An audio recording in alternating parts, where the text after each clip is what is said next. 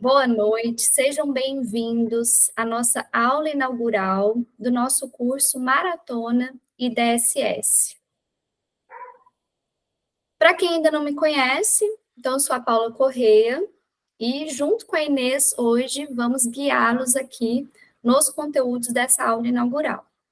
Eu sou bióloga, sou mestre em microbiologia, especialista em gestão de saúde, segurança e meio ambiente e em saúde suplementar. Atualmente estou cursando um novo MBA em Gestão, Inovação e Serviços de Saúde. Sou auditora de acreditação e de certificação de certificação de atenção primária à saúde para operadoras de planos de saúde. Sou docente do MBA em Gestão de Saúde Suplementar da PUC Minas e atuo há mais de 10 anos na saúde suplementar. Fui servidora da ANS de 2017 até 2019. Sou sócia fundadora e diretora executiva da D9656, da qual sou sócia com a Inês. Então, nossa empresa é uma empresa de mentoria, consultoria e treinamentos especializada em saúde suplementar. Sou mentora de empresas e pessoas e gestora executiva da operadora de planos de saúde, Samoc Saúde, aqui no Rio de Janeiro. Falando então um pouquinho sobre a nossa agenda de hoje. Hoje a gente vai falar, vamos contextualizar o que é o IDSS, o que mudou nas fichas técnicas em relação ao ano base de 2022, que é o ano que a gente está aqui, enfim, na verdade, o ano base de 2023, tudo que vai mudar em relação que a gente ainda pode mudar o curso, né? E os principais pontos de atenção das dimensões 1 e 3. E o que a gente queria trazer aqui para vocês com essa aula inaugural de hoje? Que vocês pudessem ter um pouquinho, né, do que vamos abordar ao longo do nosso workshop completo da Maratona IDSS.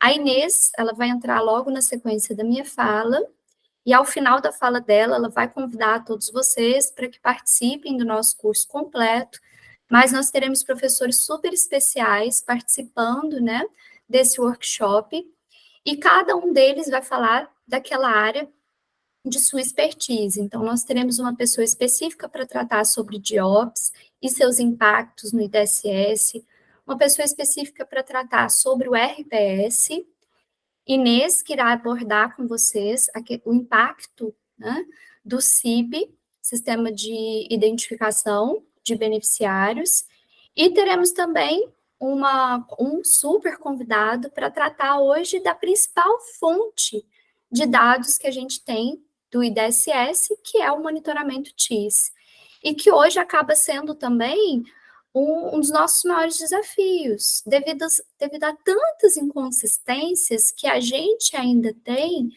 nos envios das nossas guias, que nós temos a obrigatoriedade de enviar periodicamente para a ANS. Então, todas essas operadoras, isso é muito comum, algumas mais, outras menos, após realizarem o cumprimento da obrigação, o envio do monitoramento TIS, todo dia 25, até o dia 25 de todo mês, ela recebe ali no arquivo de retorno aquelas guias que foram incorporadas com inconsistências, que a operadora deve promover os ajustes para que as informações que foram enviadas, elas possam, de fato, serem utilizadas ali como uma fonte de dados para a leitura do IDSS. Gente, eu peço licença aqui só rapidinho, eu vou descompartilhar com vocês, só para eu tirar o meu WhatsApp para ele parar de apitar aqui, rapidinho.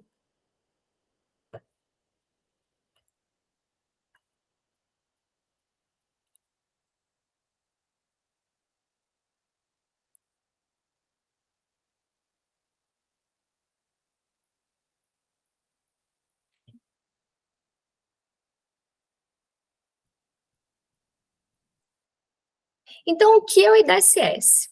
Acredito que a maior parte das pessoas que estão aqui com a gente hoje já conhecem o IDSS, mas é sempre importante a gente entender, né, o porquê dele e qual a sua importância. Então, o IDSS é um programa de avaliação de desempenhos de operadoras instituído pela ANS, e ele é realizado por meio de um conjunto de indicadores divididos em 4 dimensões. E o objetivo do IDSS é ampliar a transparência e reduzir a assimetria de informações que há entre os players do mercado, mas principalmente na relação estabelecida entre beneficiários, seja PJ ou PF, e operadoras de planos de saúde.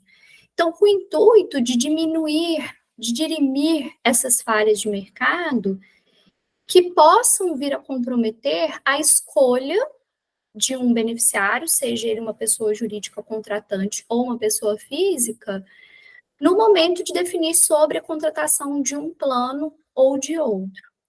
Então, hoje o IDSS ele é muito utilizado ainda mais para os contratos coletivos empresarial e adesão, então para os PJs, como uma fonte de decisão de qual operadora com qual essa pessoa jurídica contratante ela vai firmar um contrato.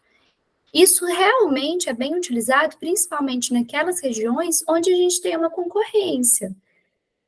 O índice de desempenho em saúde suplementar, o IDSS, ele é composto por um conjunto de 4 dimensões que trazem ali para essa pessoa jurídica contratante dados fundamentais para que ela possa decidir entre uma operadora e outra, principalmente porque traz um aspecto de qualidade assistencial, que é o que a gente vê na nossa dimensão 1, que tem um peso de 0,30 na nota final do IDSS, lembrando que a nota vai entre 0 e 1, sendo 0 a pior, e a 1 menor.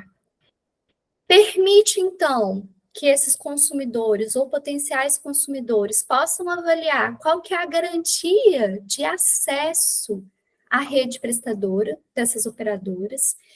E olha a importância disso, porque hoje, quando a gente olha para um resultado bruto de uma operadora, e bruto eu quero dizer descontado uma pontuação base, por exemplo, que as operadoras acreditadas possam vir a ter e que acaba fazendo com que essa nota chegue até um 1. Mas a maior parte das operadoras tem uma dificuldade maior de pontuação na dimensão 2, principalmente pela qualidade da informação que ela envia via RPS.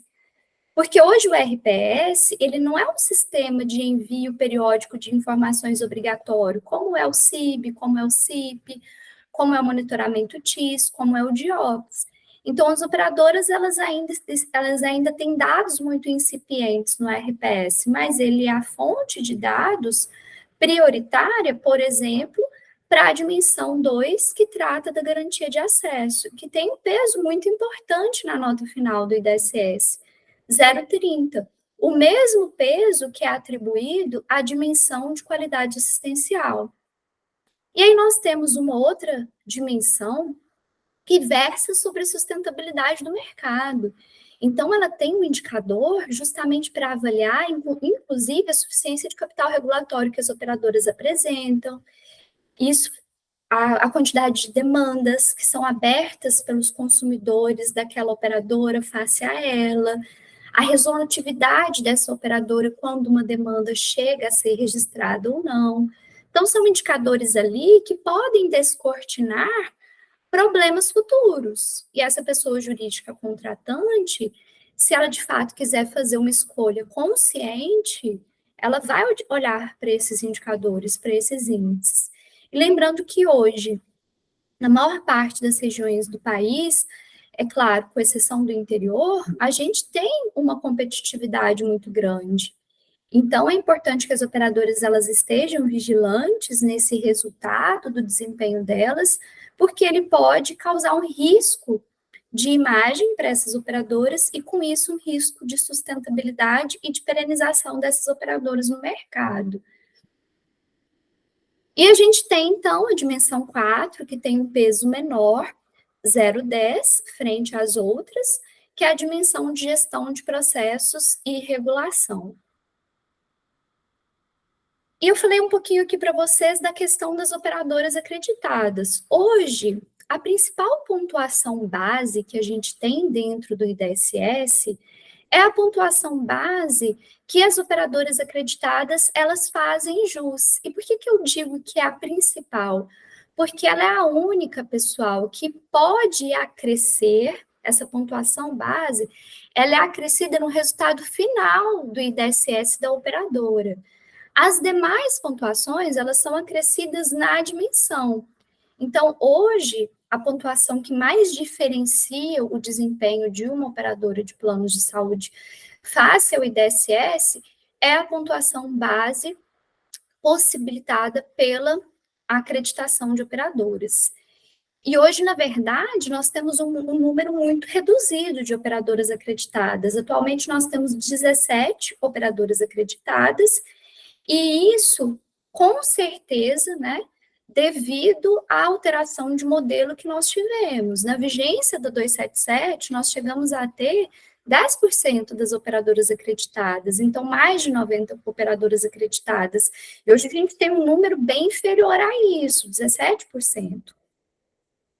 E o modelo, quando ele passou, né, o modelo da 277 foi revogado pela 452, que é basicamente o modelo atual, regido pela 507, ele se tornou um modelo muito mais robusto, muito mais exigente, principalmente do aspecto de gestão organizacional, que é a dimensão do modelo de acreditação. Então, isso acabou desincentivando muitas operadoras a buscarem pela acreditação. No entanto, hoje, né, a melhor pontuação base que pode acrescer ao IDSS ainda vem da acreditação. Aqui eu deixo para vocês todas as operadoras atualmente acreditadas, é um dado aberto disponível no site da ANS. E qual é a base regulatória do IDSS? Então, a gente tem como base regulatória eixo a RN, a Resolução Normativa 505 de 2022, que dispõe sobre o Programa de Qualificação de Operadoras, e a Instrução Normativa número 10, que detalha essa resolução normativa. Mas hoje a nossa principal bibliografia do IDSS são as fichas técnicas de indicadores. As fichas técnicas, pessoal, elas são muito ricas. Por quê? Porque dentro dessas fichas, nós temos qual é a forma de cálculo de cada um dos indicadores. A gente tem qual é a meta daquele indicador. A gente tem quais os seus usos. A ANS ali, ela traz um referencial teórico que mostra o porquê daquele indicador estar ali. Então, ela traz toda uma bibliografia, que inclusive ela utiliza como base para chegar na meta de pontuação que ela espera das operadoras de planos de saúde. Dentro dessas fichas técnicas, a gente também tem a fonte de dados, que é utilizada para o cálculo desses indicadores. A gente tem um quadro com todas as críticas que podem ser aplicadas e podem impactar no cálculo daquele indicador. E é super importante que a gente conheça essas críticas. Antes, agora eu não me lembro exatamente a partir de qual ano, mas, se eu não me engano, foi a partir do ano base 2021, que essas críticas elas passaram a constar também da ficha técnica. Antes, essas críticas, elas vinham no FAQ, elas não estavam dentro da ficha técnica, e hoje, então, está muito mais transparente. Tem muita gente que às vezes fala, nossa, mas como que você sabe tanto a respeito do IDSS? Eu falo, olha, a melhor fonte bibliográfica que você tem para compreender o IDSS, a forma como cada indicador é calculado, como que você pode trabalhar na melhora do desempenho da sua operadora, é realmente se debruçando nas fichas técnicas, porque aí a gente vai entender. Acho que o primeiro ponto que a gente precisa entender é qual que é a importância daquele indicador. Porque a gente tende a brigar com o indicador, né? Principalmente quando a gente não está desempenhando muito bem, a gente tende a discordar, enfim, mas a partir do momento em que a gente conhece a importância daquele indicador, a usabilidade dele, como que ele pode auxiliar a operadora do ponto de vista de gestão, pode compor o quadro de indicadores da operadora também, não ser só mais um indicador, né, que a ANS colocou ali de forma compulsória para as operadoras de planos de saúde. Então, a partir do momento que a gente entende o poder dessa usabilidade desse indicador, como que ele pode afetar de forma positiva a nossa gestão assistencial ou a nossa gestão operacional, a gente consegue traçar dentro da nossa operação um plano de ação para que a gente possa desempenhar melhor. Então, a gente vai ali avaliar por que, que a gente está, de repente, tendo uma nota que ainda é bem incipiente, uma nota mais próxima do zero do que do 1.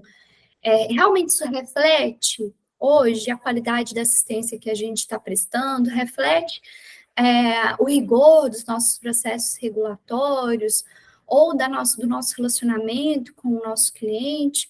Então, a partir do momento em que vocês vão investigando ali as causas do desempenho de vocês, vocês vão conseguindo traçar um plano de ação, atribuindo os responsáveis e ali rodando esse PDCA, para que a gente consiga uma melhoria contínua desse desempenho. Então, dentro da nossa maratona, a gente vai ter uma última aula, um último encontro, exclusivo para isso, para ajudá-los a elaborarem os planos de ação de vocês e que eles possam ser assertivos para cada um dos conjuntos de indicadores e que vocês também saibam priorizar essas ações. Então, a gente vai trazer várias ferramentas da área da qualidade para auxiliá-los na construção desse plano de ação.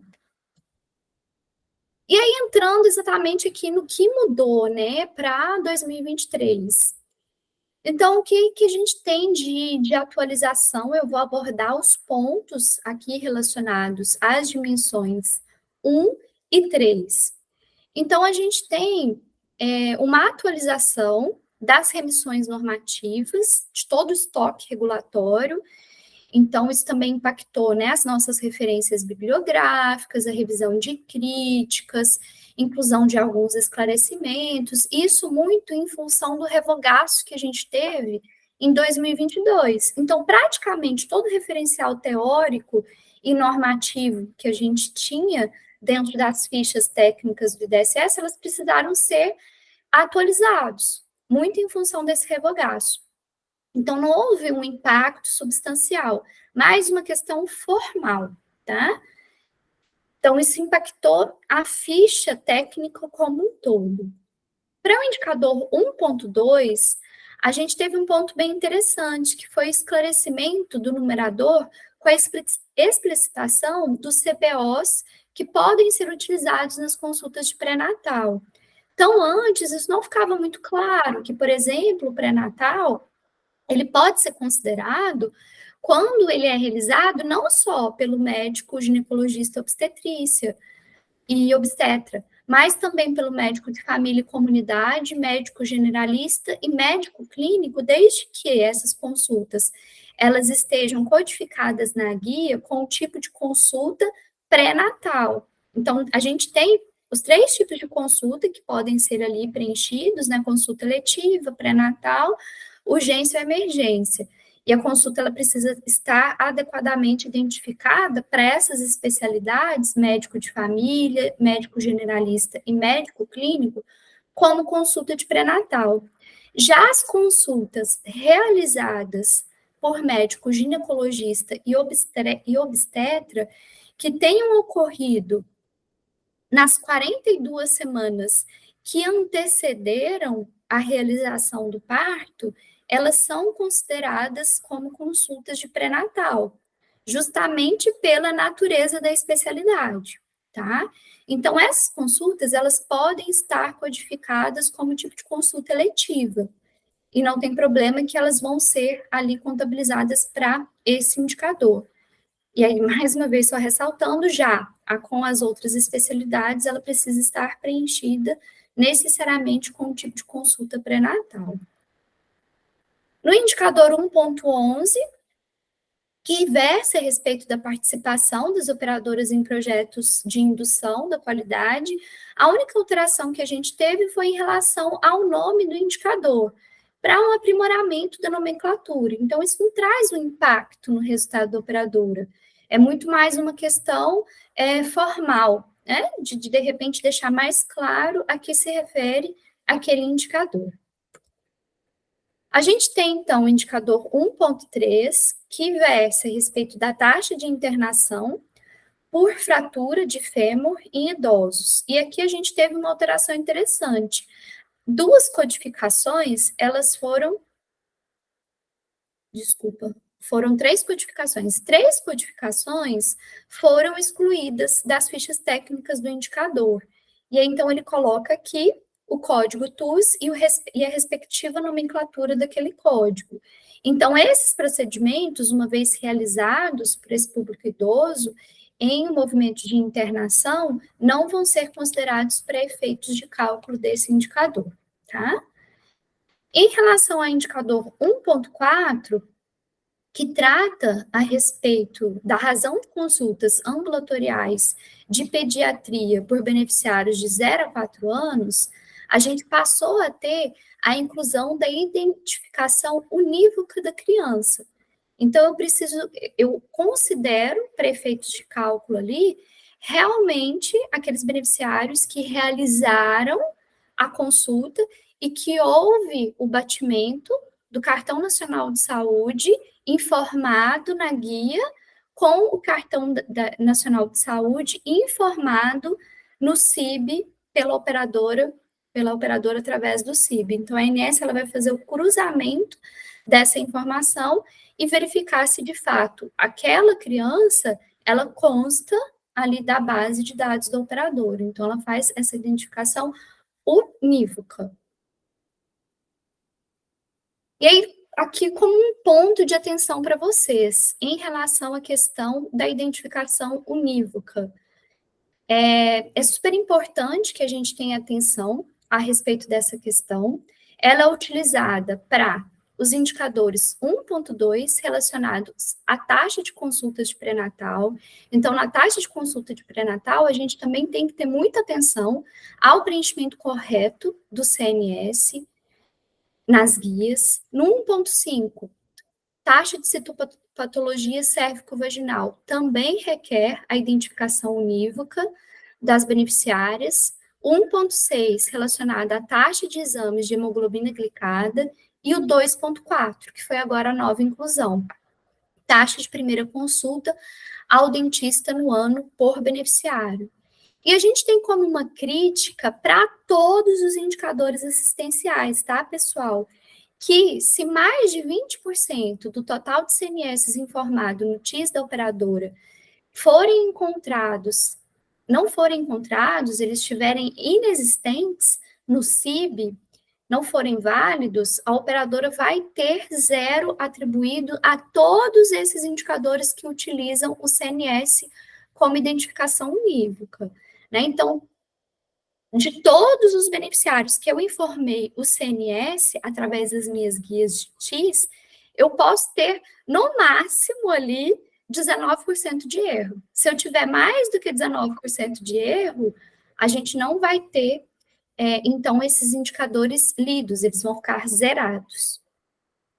E a gente também tem uma outra crítica relacionada à questão da identificação unívoca, que é a apuração da idade do beneficiário.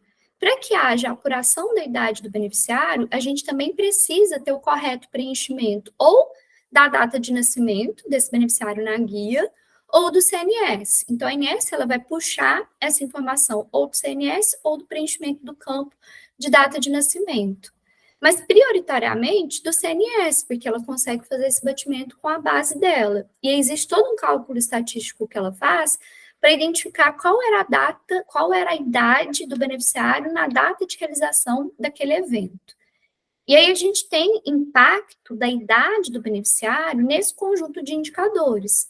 Um indicador 1.3, 1.4, 1.5, 1.6, 1.8, 1.9, 2.2 e 2.4. Então, pessoal, para todos os indicadores assistenciais, na verdade, a gente precisa ter uma qualidade cadastral dos nossos beneficiários, de tudo aquilo que a gente informa na guia, versus o que a gente tem dentro do nosso CIB, de uma qualidade aí de pelo menos 80%, tá? Dessa informação. E aqui a gente tem um conjunto de indicadores que fazem parte da nossa dimensão 1 e que os nossos professores, eles vão aprofundar com vocês, principalmente quando a gente pensa na fonte de dados que é utilizada para a leitura, para o cálculo de cada um desses indicadores. E a gente tem hoje, né, dentro da dimensão 1, uma fonte prioritária de dados como padrão TIS. E um outro sistema de informação que a gente tem é da ANS, que é o Sistema de Identificação de Beneficiários, que é o CIB. Então, 36% dos indicadores tem como fonte de dados o CIB e 64% dos indicadores como fonte de dados o TIS. Então, a gente precisa ter uma qualidade dessas informações que são enviadas tanto para o CIB quanto para o monitoramento TIS, muito alta, para que a gente consiga ter um impacto relevante no cálculo dos nossos indicadores. Então, hoje a gente tem um conjunto de 9 indicadores e temos aqui um conjunto de 3 indicadores que são relacionados à pontuação base, que são bonificações, que aquelas operadoras que tiverem esses programas, tiverem aderido a esses programas e estiverem regulares em relação a eles, podem obter essa pontuação. E aí, essa pontuação ela vai ser acrescida na nota final da dimensão 1. E aí eu vou trazer para vocês alguns pontos de atenção dentro da dimensão 1, que hoje é uma dimensão com uma importância muito grande, né, dentro do IDSS. É claro que todos os indicadores, eles têm a sua importância ali, mas quando a gente pensa, poxa, ela representa 30% da nossa nota total do IDSS. É a nossa dimensão que possui o maior número de indicadores. Eu tenho 9 indicadores e 3 bonificações. E ela se refere àquilo que é a atividade fim da operadora, que é de fato prestar assistência à saúde. Então, é muito frustrante para o gestor quando de repente sai a nota do IDSS, e aí talvez seja só nesse momento que ele pare justamente para olhar para o processo dele, para olhar para a qualidade do sistema, para olhar para quem está trabalhando para ele. É nesse momento que sai a nota, que é aquilo que tem um impacto muito grande, porque ele faz com que ele possibilita que o mercado nos compare com os nossos pares, então isso incomoda muito.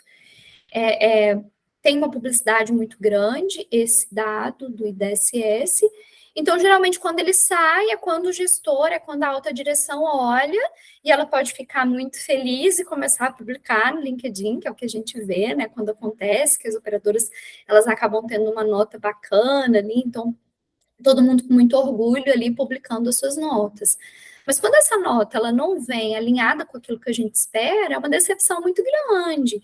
E aí a gente quer entender o porquê que isso está acontecendo. Poxa, mas a gente não envia direitinho?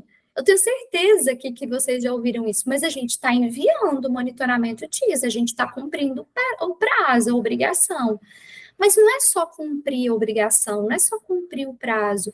Vocês estão olhando para os arquivos de retorno, vocês estão corrigindo as inconsistências, vocês estão olhando para os processos que geraram essas inconsistências, para que a gente possa evitar a recorrência dessas inconsistências.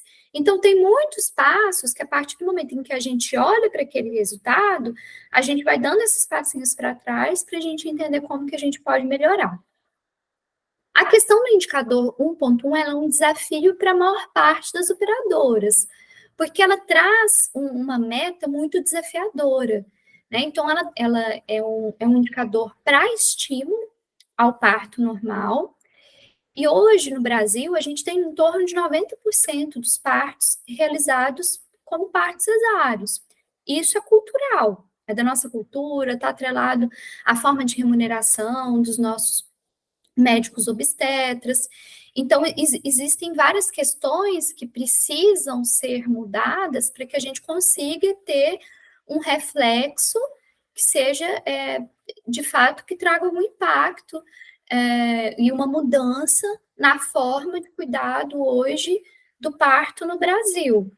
E a gente vê alguns movimentos da própria agência tentando induzir a mudança da assistência que hoje é prestada no Brasil em termos de parto. Então, a gente tem como uma referência de indicador, né, países europeus aqui, e a referência desse indicador é 45% de partos cesáreos. Então, seria um percentual menor do que aquele observado em partos normais. E hoje no Brasil a gente tem uma inversão completa desse dado. E aí algumas operadoras elas já vêm tomando algumas ações para que elas consigam uma melhora no desempenho desse indicador. Então, assim, como eu disse, é uma mudança de cultura, não só do médico, mas também da própria beneficiária, da própria paciente, que muitas vezes tem muito medo ali do parto normal, da dor, das contrações, e talvez isso seja até um pouquinho instigado pelo próprio médico obstetra, porque ele não quer fazer o parto normal, o modelo de remuneração, a infraestrutura dos hospitais, que também precisam estar preparados para a realização de um parto normal, porque se a gente não tiver um médico que saiba fazer parto normal, porque hoje a maior parte dos nossos médicos fazem cesárea, se a gente não tiver uma estrutura, esse parto ele pode acabar tendo um risco muito pior até, né, para paciente mãe quanto para o bebê do que um parto cesáreo. Então, realmente, não é algo que se muda do dia para a noite. Precisa de toda uma estrutura para que a gente consiga fazer a virada desse indicador. No entanto, a ANS nos permite também trabalhar nessa melhora gradual, ou seja, a operadora ela pode ser pontuada caso ela tenha um resultado igual ou inferior a 45%, ou caso ela consiga demonstrar uma redução em relação ao ano anterior que seja maior ou igual a 10%. E aqui tem alguns lances que eu gostaria assim, de colocar com vocês como principais pontos de atenção nas guias, né, para que a gente consiga ter esses indicadores lidos. Então, assim, primeiro ponto, as operadoras que vão ter esse indicador lido pela ANS são aquelas operadoras que tiveram pelo menos 100 partos realizados dentro daquele período. As que não tiverem, elas não vão ter esse indicador calculado. Também não são penalizadas, mas não tem esse indicador calculado. Ok, minha operadora teve mais de 100 partos, então esse indicador ele já vai ser calculado. Tenham muita atenção na informação que vocês estão colocando de partos realizados no CIP em relação ao TIS. Porque se houver uma divergência da quantidade de partos informado no CIP em relação ao TIS, a gente pode ter esse indicador zerado, devido à inconsistência de informações. Porque o dado assistencial é o mesmo, então eu não posso ter a fonte é a mesma, então eu não posso ter essa discrepância na informação prestada, tá? Do CIP do CIP frente ao monitoramento TIS em relação à quantidade de partos realizados dentro daquele período. Então, a gente precisa também ter uma correta atenção na vinculação das guias, porque hoje a guia que a gente tem como referência para leitura do indicador é a guia resumo de internação. Mas a guia resumo de internação, ela tem várias outras guias que compõem o evento atreladas a ela. Então, todas as guias, elas precisam estar associadas com o mesmo número de senha de autorização. Esse é o código que faz a vinculação de todas as guias relacionadas àquele procedimento. Então, se tiver alguma guia que tiver com essa codificação errada, a operadora pode acabar sendo penalizada no cálculo desse indicador. E o tipo de internação. Quando a gente vai fazer o preenchimento da guia, existem tipos de internação, e aí tem que ser internação obstétrica, para que a ANS também consiga ler esse indicador. A gente trabalha para uma operadora, como consultoras, que eles observaram essa inconsistência no preenchimento das guias. Então, os partos, eles não estavam sendo reconhecidos justamente pela questão do preenchimento do tipo de internação. E aí a gente tem as consultas de pré-natal. As consultas de pré-natal, já essas, elas não precisam daquela franquia de 100 partos. Por quê? Porque se eu tiver um parto, eu quero que esse parto, ele tenha sido bem, que essa parturiente, que essa gestante, ela tenha sido bem acompanhada, que a operadora tenha feito todo um gerenciamento dessa gestação, inclusive para evitar intercorrências tanto para a mãe quanto para o bebê. E espera-se que em uma gestação habitual de 42 semanas, que essa gestante ela realize pelo menos 7 consultas de pré-natal. Então, independente se teve 1, 2 ou 3 partos, essas gestantes, elas têm que ter realizado pelo menos 7 consultas nesse período de 42 semanas. Então, a ANS, ela vai retroagir, ela vai pegar todas aquelas beneficiárias que fizeram parto no ano de 2023. E aí eu posso ter uma beneficiária que fez parto em março de 2023.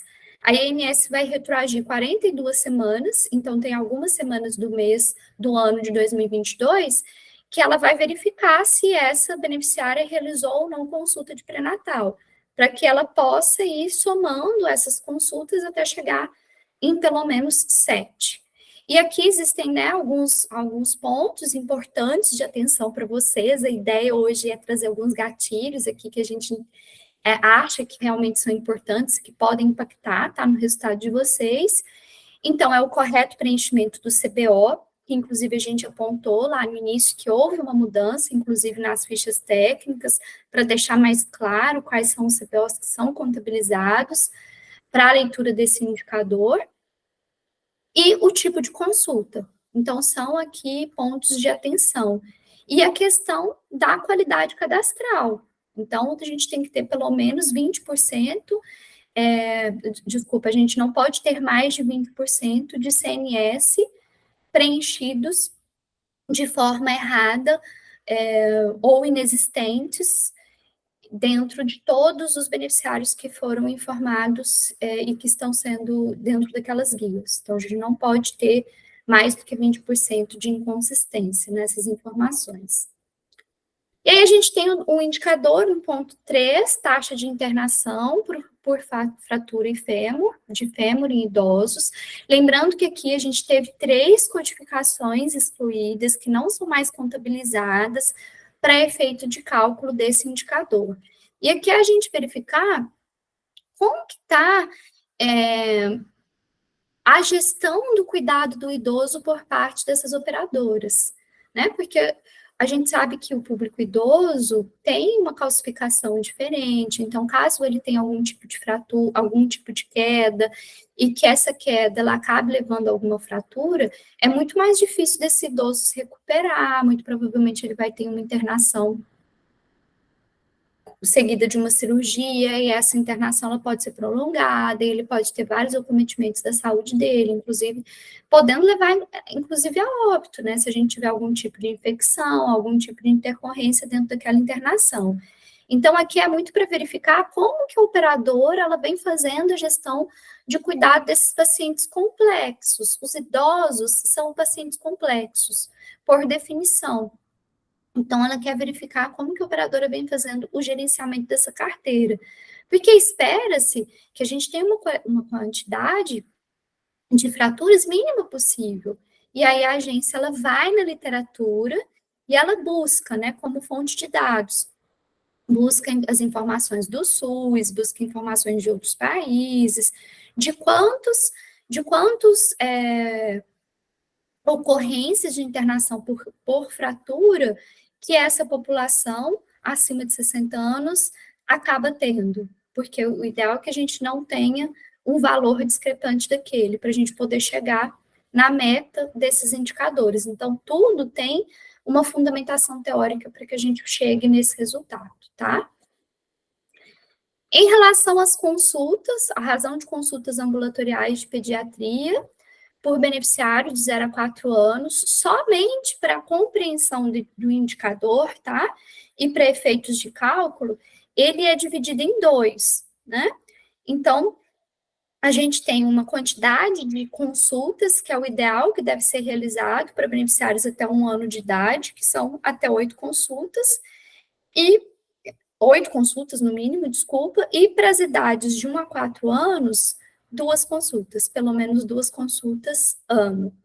E aqui é justamente também para a gente verificar como que a operadora ela vem estimulando a gestão do cuidado dos pacientes pediátricos, porque a gente sabe que se esses pacientes eles não estiverem bem gerenciados, bem coordenados, a gente pode ter uma complicação, um acometimento do estado de saúde desses pacientes. Então, é super importante que eles estejam sendo devidamente acompanhados. Então, lembra que lá no início eu falei para vocês, tem vários indicadores aqui que eles podem ser utilizados, inclusive, pela própria operadora para mensurar a qualidade da assistência que ela vem prestando, para ela entender em que pontos que ela pode melhorar, quais que são os programas de promoção e prevenção à saúde que, de repente, faz sentido ela investir na carteira dela, o que vale a pena, de repente, ela verticalizar.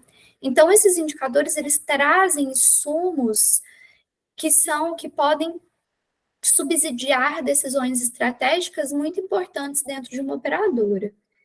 A gente tem a taxa de citopatologia cérvico-vaginal oncótica, e aqui a nossa meta é que para um público de 25 a 64 anos, a gente tenha uma realização de pelo menos um exame a cada 3 anos, o que eu acho até muito pouco. O ideal é que seja realizado anualmente para que se faça um diagnóstico cada vez mais precoce, por exemplo, de uma beneficiária que esteja cometida com câncer de colo do útero. Porque o quanto antes a gente consegue fazer esse diagnóstico, maior vai ser o sucesso no tratamento. Então, esse exame ele é super importante para isso, é o preventivo. E aqui, a gente precisa, então, ter a identificação unívoca dessas pacientes. E aí, a mesma importância do correto preenchimento do CNS, tá? E aí a gente tem os indicadores odontológicos, tanto o indicador 1.7 quanto o indicador 1.8, pessoal, já volta ali no 1.7. A contagem dos códigos TUS no numerador e no denominador, ela vai considerar a quantidade informada nas guias de tratamento. Então, esse critério ele vai ser adotado independente da unidade que foi adotada, boca, região, dente, face, né, justamente para que se possa considerar todas as particularidades técnicas de cada procedimento, tá? Então, o fato de o operador informar procedimentos odontológicos em unidades diferentes, isso não afeta a pontuação do indicador, tá?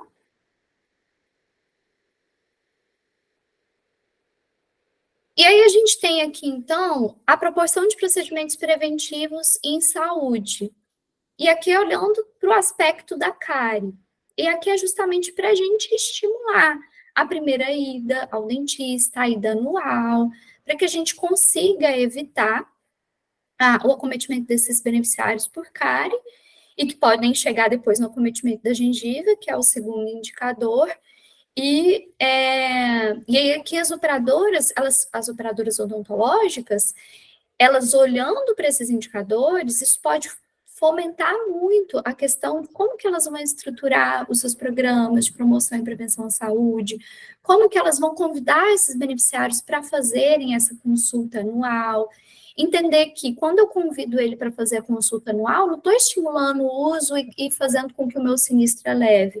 Muito pelo contrário, eu estou fazendo um trabalho preventivo justamente para evitar um acometimento dessa saúde bucal e que um custo mais elevado para um tratamento mais elaborado venha em sequência.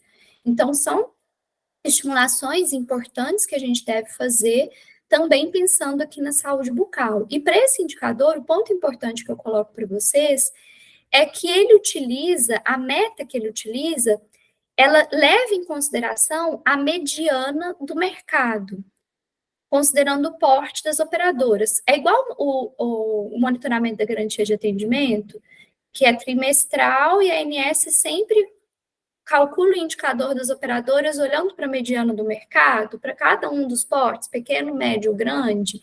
A mesma coisa para esse indicador.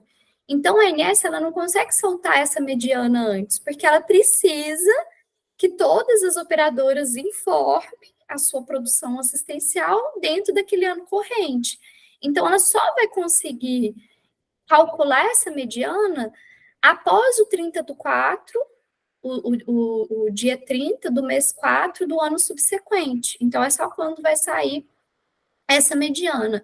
E a INS, ela divulga para que as operadoras elas possam verificar se o cálculo delas foi ok ou não. E a divulgação desse dado sai com o resultado preliminar, que a ANS sempre solta para a gente antes de divulgar o resultado geral. E aí a gente tem o indicador 1.8, então, realizada a proporção de procedimentos preventivos relacionado à periodontia. E aqui os mesmos pontos que eu coloquei de atenção para o indicador anterior, eu coloco aqui também para o indicador 1.8, né? A questão da mediana, ela se repete aqui também. Então, a gente só vai conseguir verificar se o cálculo da operadora, ele está ok, ele está... Se a gente está cumprindo a meta, né? De estar ali igual ou superior a 80% da mediana quando esse resultado sair. O que a gente pode fazer para ir fazendo, para tendo um cálculo preditivo disso, é utilizar a mediana do ano anterior como uma base.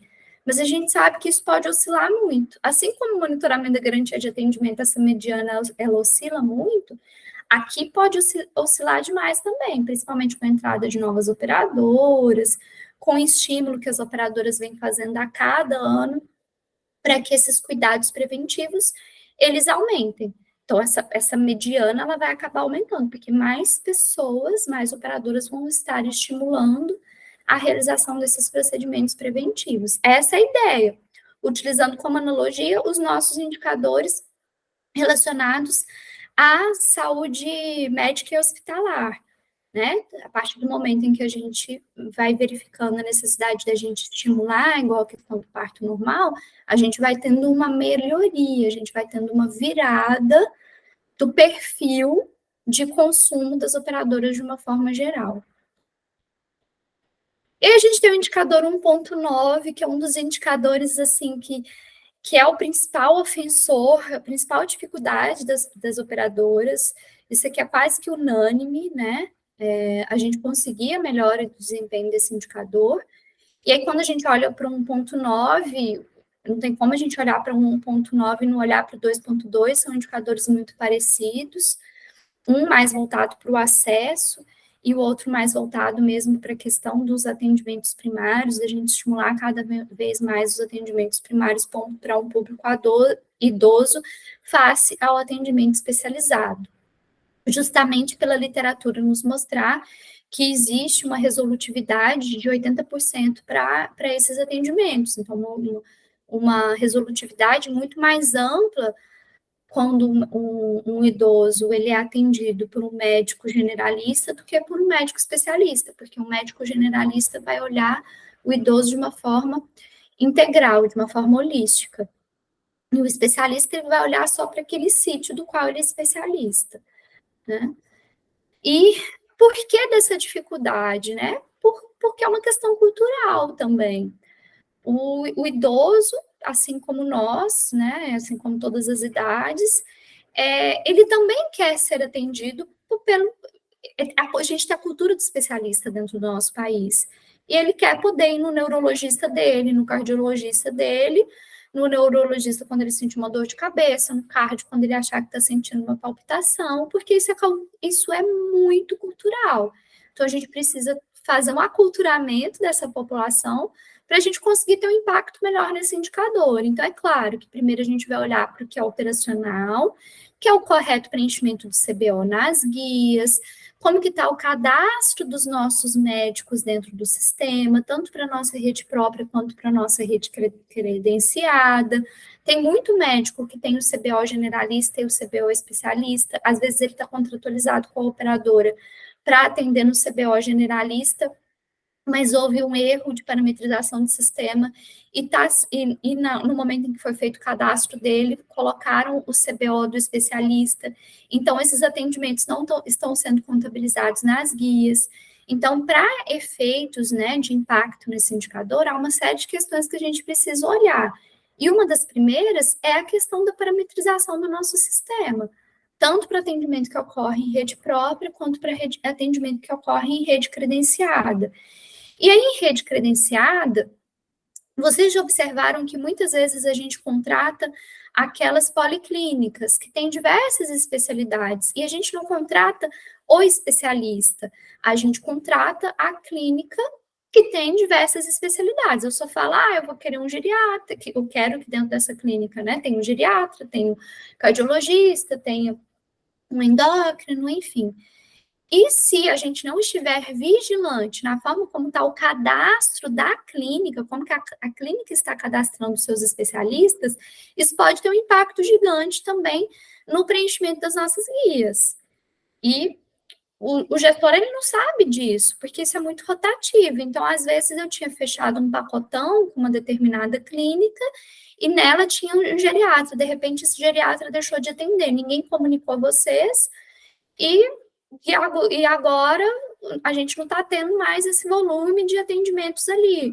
Ou ele deixou de ser atendido, tem algum cardiologista que faz atendimento generalista também, mas o cadastro dele no sistema está como cardio, e aí isso tudo pode ter um impacto muito grande. Então, vocês também precisam colocar isso em contrato para essas multiclínicas, para cada atualização, para cada médico que sai ou médico que entra, que seja enviado para vocês, né? Primeiro, claro, o título de especialista, tudo certinho ali, e demonstrar que já foi feita a parametrização correta, com a correta identificação do CBO daquele médico ali dentro do sistema. E aí a gente entra nas bonificações, que a gente vai abordar aqui de forma mais profunda, na nossa maratona, de como que as operadoras podem utilizar essas bonificações para performarem melhor nos seus indicadores. Então, a gente tem o Programa de Promoção da Saúde e Prevenção de Riscos e Doenças, que é o Promoprev, e a participação em programas de indução e de melhoria da qualidade. Aqui eu queria colocar só um ponto para vocês que é importante. Aqui, pessoal, a Inés está falando uma pontuação base de até 0,30, mas ela não é cumulativa. Se eu faço parte do parto adequado e do projeto piloto em APS, relacionado ao cuidado integral da saúde, eu só posso ter uma pontuação de 0,10. Eu não vou poder somar 0,10 mais 0,10 e ter 0,20. Então, ela não é cumulativa, tá certo? E existem algumas operadoras que participam do programa do parto adequado, que caso elas estejam mais evoluídas, né, nesse programa do parto adequado, elas podem ter uma pontuação base de 0,15. E para as operadoras certificadas em APS, que hoje em dia ainda são poucas operadoras, se não me engano, se não tiver saído mais nenhuma operadora certificada em APS, 5 operadoras, elas podem ter uma pontuação de até 0,30, que também não é cumulativa. Porque se fosse cumulativa, a gente já teria aqui uma pontuação de 30, vamos supor, uma operadora certificada nível 1, 30, que fizesse parte do parto adequado, 0,45, e que tivesse também, fizesse parte do projeto piloto em APS do cuidado integral à saúde. Ela teria ali mais de 30, 40, mais de 50% só de pontuação base dentro dessa dimensão. Então, não é possível ser cumulativo. E a gente tem a participação também no projeto de modelos de remuneração baseada em valor, desde que a operadora tenha cumprido todos os requisitos desse projeto de modelo de remuneração baseada em valor, e essa pontuação base pode ser de até 0,10. E aí, pessoal, já estou finalizando aqui para poder passar a minha fala, né, para a Inês. E dentro da dimensão 3, o que mudou? Eu tenho um carinho muito especial pela dimensão assistencial. Claro, eu adoro falar sobre qualidade da assistência à saúde, sou assim, uma entusiasta da promoção e prevenção à saúde, da atenção primária, gosto muito, entusiasta e estudiosa do tema, gosto muito, mas falar sobre a dimensão 3, que é a dimensão de sustentabilidade no mercado, ela tem uma interface com um tema que é o tema que me introduziu na saúde suplementar, que são as NIPs, a notificação de intermediação preliminar. Então, foi o primeiro setor que eu trabalhei dentro da ANS, foi na diretoria de fiscalização, trabalhando direto na análise fiscalizatória das demandas NIP, Então, falar sobre essa dimensão é algo que brilha os meus olhos, porque a gente tem 2 indicadores dentro da dimensão 3 que utilizam a NIP como fonte de dados para leitura. Então, a gente tem o indicador 3.2, que trata sobre a taxa de resolutividade de notificação de intermediação preliminar das operadoras, e aí a gente teve uma mudança, ela não é tão significativa, mas uma mudança dentro a alteração ela ocorreu na tabela de pontuação para o resultado da operadora, então não muda nada nas premissas de cálculo, na parte da pontuação, de como que a gente vai enquadrar a nota da operadora. Então, antes, a gente tinha uma tabela que previa notas com valores fixos dentro de cada faixa de resultado, entre 70% e 90%. Então, a gente tinha 0,2, 0,4, 0,6, 0,8. E já essa nova tabela, ela prevê valores contínuos, né? Uma função linear crescente, e para esses resultados entre 70% e 90%, tá? Então, as operadoras, elas poderão ter uma nota entre 0 e 1, e não mais as notas fixas que a gente tinha, 0,2, 0,4, 0,6 ou 0,8. E a gente teve uma alteração, essa eu acho bem relevante, mais para a questão de transparência, e as operadoras, elas tinham até uma dificuldadezinha de fazer o cálculo preditivo do índice geral de reclamações, porque antes as demandas em andamento, elas não eram contabilizadas. Então, eram só aquelas demandas que já tinham passado pela análise fiscalizatória e que já tinham tido ali essa análise fiscalizatória concluída. E ficava um limbo ali. Poxa, mas tem um monte de demanda que está em andamento, que conta para esse índice geral de reclamação da operadora. Poxa, afinal, realmente foi um beneficiário que acabou registrando a sua reclamação. Bom, para a operadora, isso é um pouquinho pior, porque o índice geral de reclamação dela vai ficar mais alto, porque antes elas não eram contabilizadas, agora ele é contabilizado. Mas gera uma transparência maior, porque quando a gente ia fazer o cálculo desse indicador, não batia, porque depois da data de corte, da data de apuração da agência, muitas demandas elas acabavam sendo processadas depois desse período, e aí elas não eram contabilizadas. Agora não, as demandas classificadas em andamento, elas também são contabilizadas. Então, a gente consegue ter uma previsibilidade daquele indicador. E isso traz uma transparência. E essa alteração, ela veio alinhada com a alteração de metodologia do Índice Geral de Reclamações, que é divulgado mensalmente pela ANS, que a gente pode acompanhar nos dados abertos da agência, e que agora, inclusive, estão disponíveis no formato de painéis dinâmicos, que ficou bem interessante a forma como está à disposição desses dados. E aí a gente tem a exclusão de um indicador, pessoal, o indicador 3.6, então, é um indicador que não está mais contemplado no IDSS, justamente por uma proposta de alteração na RN 519, que já foi apreciada pela diretoria colegiada, e agora a gente tem um processo mais simplificado na autorização prévia anual de movimentação de carteira de títulos e valores imobiliários. E aí a gente vai ter um especialista em DIOPS, que é a Beatriz Rezende, diretora da Plural, uma das principais consultorias de operadoras de planos de saúde em atuário e contábil, e ela vai ministrar uma super aula aqui para vocês para falar dos impactos, né, da correlação do DIOPS com o IDSS, né?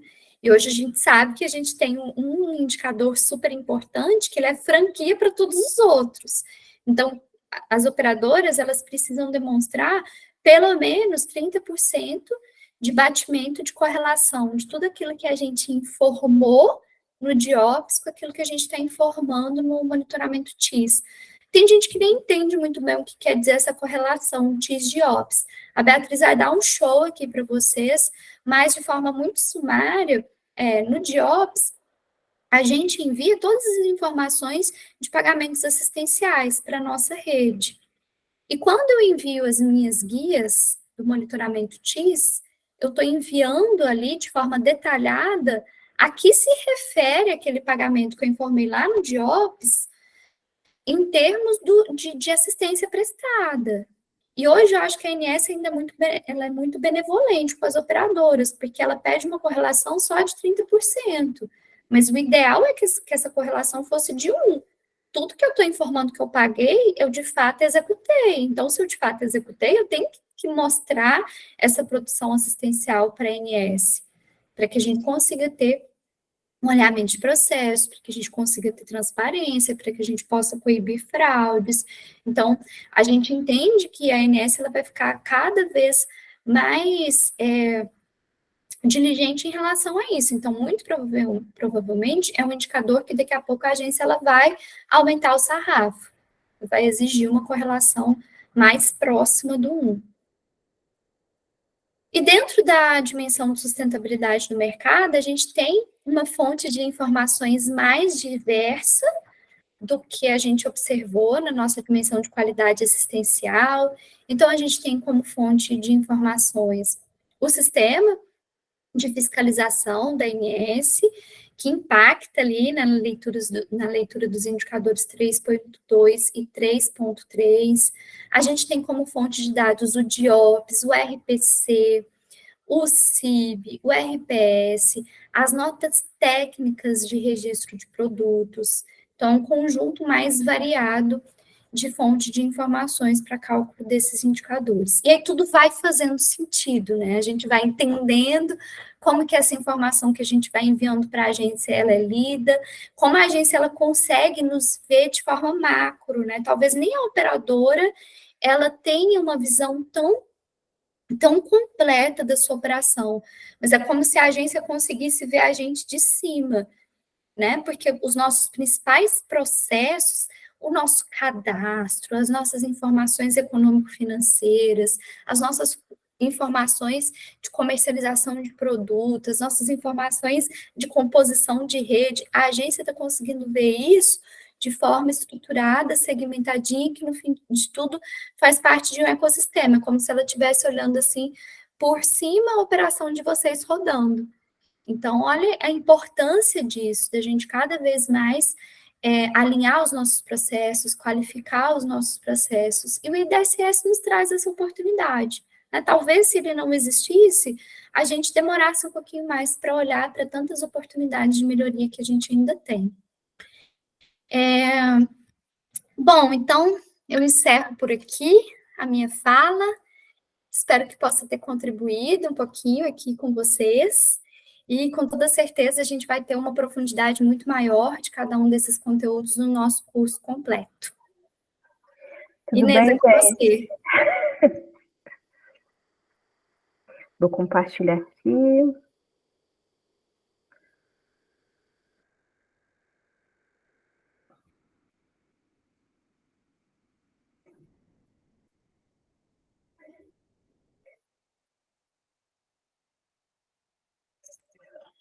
Pessoal, todo mundo já consegue ver a tela cheia? O áudio está legal? Sim. Tá sim, Inês. Então, ótimo, nós vamos seguir. Então, a gente, nessa segunda parte, nessa aula inaugural, tanto de apresentação do curso, quanto na apresentação dos principais tópicos de atualização no IDSS, a gente vai tratar do IDGA e do IDGR do ano base 2022.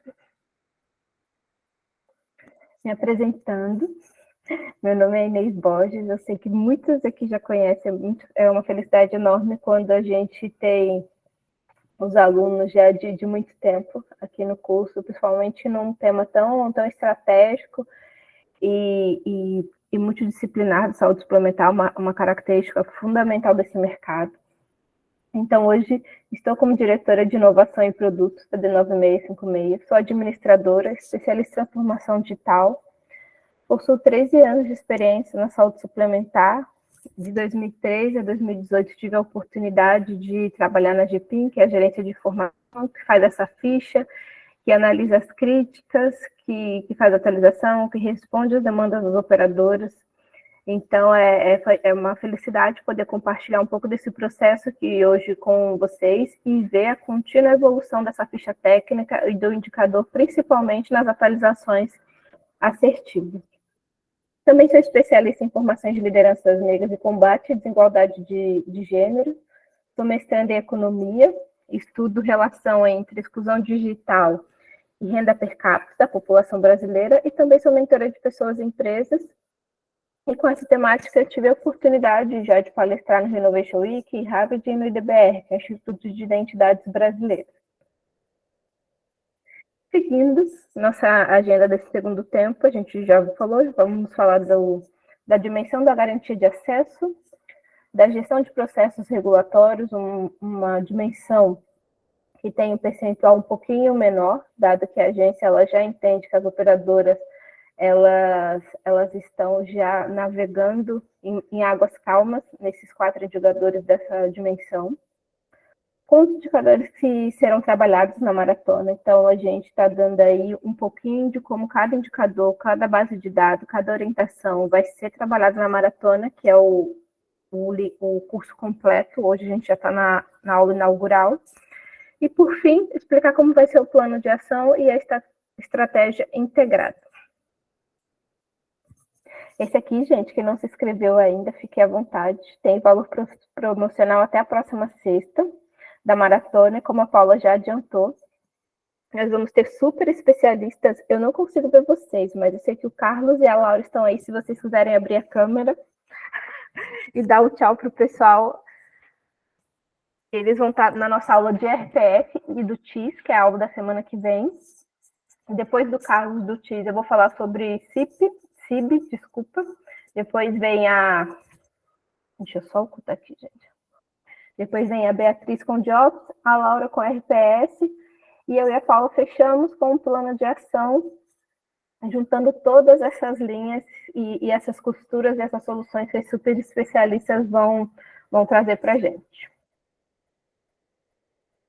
E esse é o nosso famoso Índice de Desempenho da Saúde Suplementar, que hoje talvez não, é o projeto, o processo mais assertivo em relação à regulação da agência. Dado que a gente está aqui dentro desse curso, nós tivemos 135 inscritos.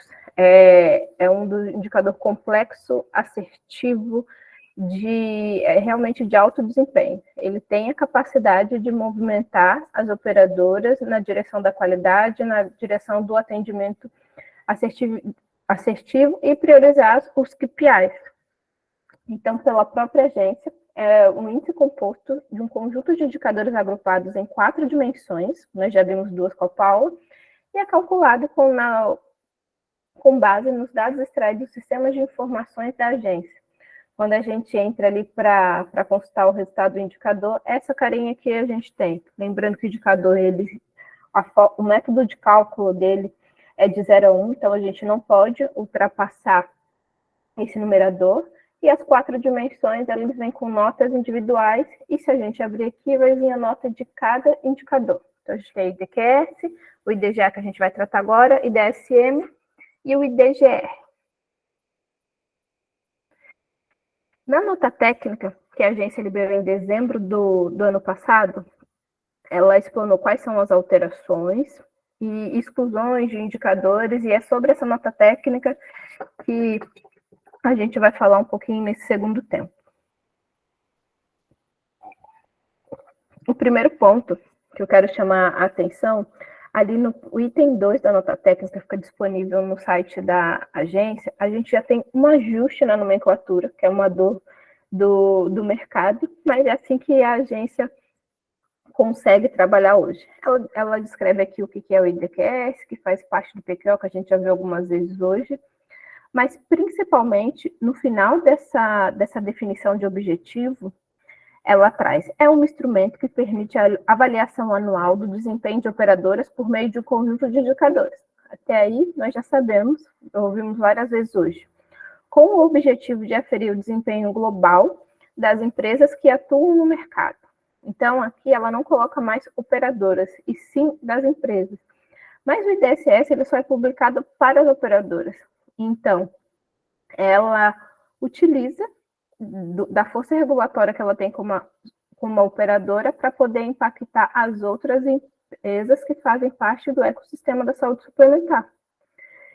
E essa frase não tinha aparecido ainda antes, mas a gente já conseguia visualizá-la dentro das diretrizes do IDSS. Na mesma ficha técnica, ela ratifica, já vai fazer 6, 7 anos essa modificação, quando a gente teve o advento do TIS dentro do IDSS.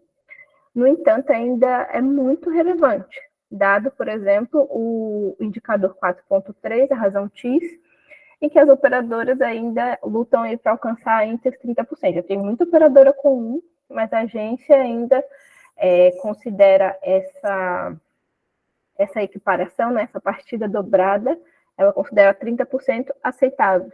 Mas, nesses 7 anos em que os dados do monitoramento TIS são fontes de dados para os indicadores do IDSS, a gente pôde ver a evolução do indicador, como as operadoras podem fazer a comparação, principalmente a agência, para construir a sua agenda regulatória, e as operadoras, como podem trabalhar o cuidado dos seus beneficiários de forma individual e assertiva.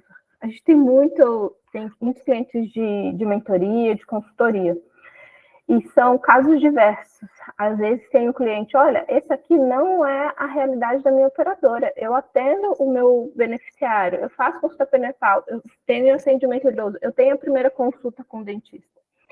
Quando a gente vai destrinchar o processo, tem operadora que realmente não consegue alcançar o beneficiário e fazer o atendimento, mas tem operadora que consegue.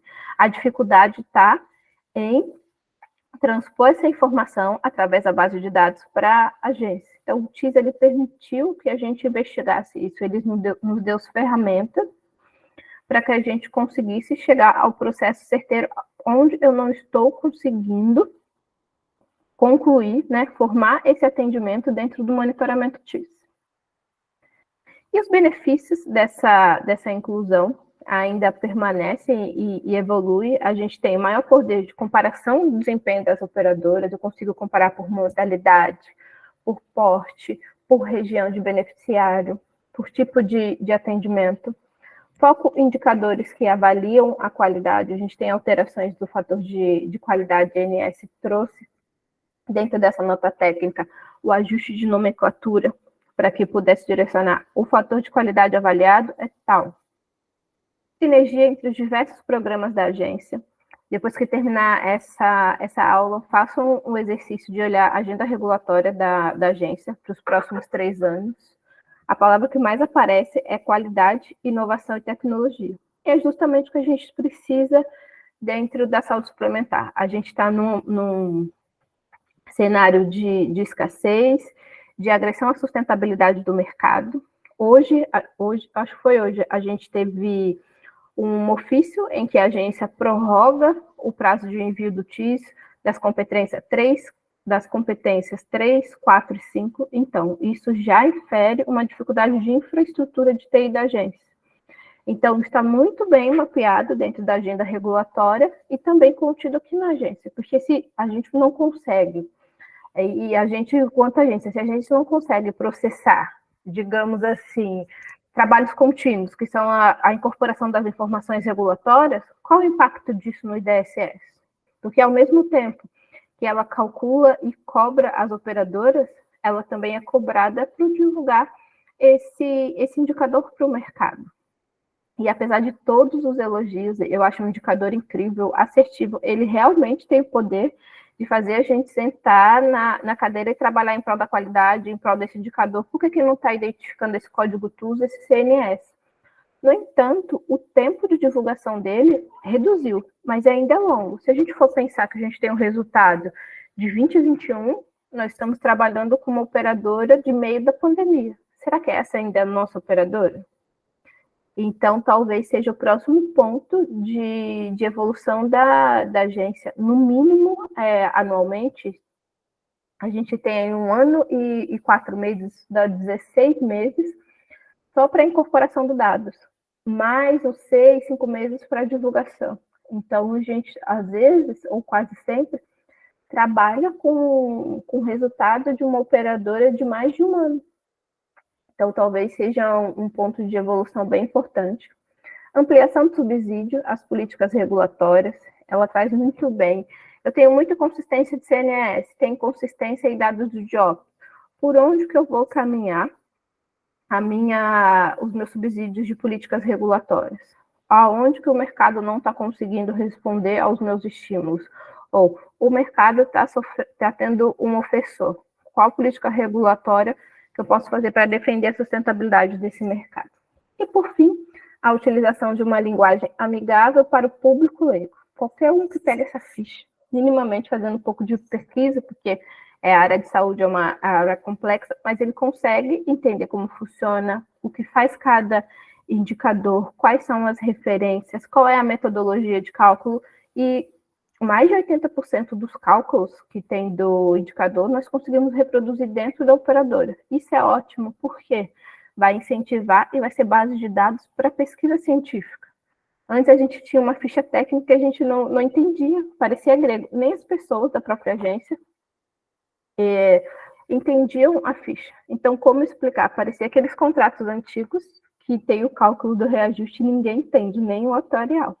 Mas hoje a gente já tem um cenário totalmente diferente. Tanto é que nós estamos aqui fazendo o curso para falar justamente das atualizações. A mudança de mindset da agência, de uma agência que não se comunicava, que tinha uma ficha técnica nada amigável, as pessoas não conseguiam entender, não era acessível, não era transparente, para uma página incrível do IDSS, a divulgação do resultado, um canal aberto para questionar o resultado, e, por fim, o resultado do FAQ, já antecipando um pouquinho essa aula, e o resultado desse FAQ, algumas perguntas, elas foram um insumo para melhoria na própria ficha. Então, a agência está cumprindo a sua obrigação, que qualquer empresa cumpre, de ouvir seus clientes, no caso, cliente operadora, olha, isso aqui não está claro, isso aqui não ficou bom, vamos melhorar a ficha? Então, com certeza, foi feito um compilado, todas as operadoras, todos os questionamentos, relataram ou questionaram, tem dúvida sobre esse item. Vamos melhorar esse texto? Às vezes, essa é uma questão de nome, como a gente vai ver logo a seguir. E, por fim, como eu falei para vocês lá no objetivo, ela, através das operadoras, incentivam as outras empresas do mercado. E no programa de qualificação de operadoras, essas diretrizes, elas estão no site, a gente podia já ver isso, mas com uma nota técnica, veio de forma mais clara. Então, incentivar as operadoras a atuarem como gestoras de saúde, a gente tem o programa Promoprev, incentivar os prestadores a atuarem como produtores do cuidado à saúde, isso ainda é muito incipiente, mas estamos no caminho. Aprimorar a capacidade regulatória. A agência hoje, ela tem poder da informação, realmente falta estrutura, tanto física, de processamento e armazenamento desses dados, quanto de arquitetura de dados, para poder gerar esses BIs, essas informações, e a gente ter aí, quem sabe, um IDSS preditivo. Incentivar os beneficiários a serem usuários de serviços da saúde com consciência sanitária. Em certa medida, a agência vem fazendo campanhas publicitárias, e o próprio Promoprev, através de prestadores e operadora, ela fica mais próxima do beneficiário também.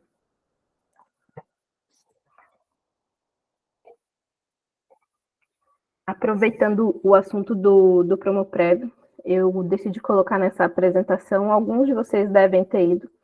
A agência fez em São Paulo um evento do Promoprev, que foi um evento muito legal, acho que foi dia 12 ou 13 de abril, em que estavam 5 diretores, e o que isso mostra para a gente? O quanto a agência está na gestão do cuidado. Então, os 5 diretores, as 5 diretorias e seus servidores responsáveis pelo programa e pela base de dados, estavam presentes, primeiro, para apresentar os programas já cadastrados, e como a agência vê a importância estratégica do Promoprev dentro da saúde suplementar.